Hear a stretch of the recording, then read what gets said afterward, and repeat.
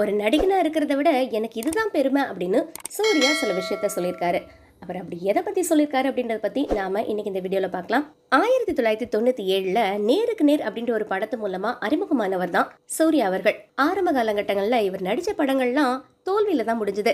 இருந்தாலும் தன்னுடைய விடாமுயற்சியாலையும் தன்னுடைய திறமையாலையும் இன்னைக்கு முன்னணி நட்சத்திரமா ஜொலிச்சிட்டு இருக்காரு. அதுலயும் பாலா டைரக்ட் பண்ணார் இல்லையா நந்தா திரைப்படம், அந்த படத்து மூலமா தான் சூர்யாவுக்கு ஒரு திருப்பு முனையை கிடைச்சது. அதுக்கப்புறம் காக்க காக்க, பிதாமகன், கஜினி, வாரணம் ஆயிரம் இந்த மாதிரி நிறைய வெற்றி படங்களை அவர் கொடுத்தாரு. இவருடைய ஒவ்வொரு படத்திலையும் ரொம்ப வித்தியாசமான கதாபாத்திரங்கள்ல நடிச்சிருப்பாரு. அதுலயும் இந்த சூரரை போற்று அப்படின்ற படத்துல அவருடைய யதார்த்தமான நடிப்புக்கு தேசிய விருது கூட கிடைச்சிச்சு. ரீசெண்டா ஜெய்பீம் திரைப்படத்துல நடிச்சிருந்தாரு இல்லையா, அந்த படம் மிகப்பெரிய ஒரு சமூக தாக்கத்தை ஏற்படுத்துச்சுன்னு கூட சொல்லலாம். ஒரு நடிகரா மட்டும் இல்லாம தயாரிப்பாளராகவும் மிகப்பெரிய பங்களிப்பை இந்த சமூகத்துக்கு அளிச்சிட்டு இருக்காரு. இவர் பொருளாதாரத்துல பின்தங்கி இருக்கக்கூடிய மாணவர்களுக்காக அகரம் ஃபவுண்டேஷன் அப்படின்ற ஒண்ணு நிறுவிருக்காரு. இது 2006வது வருஷம் தொடங்கப்பட்டது.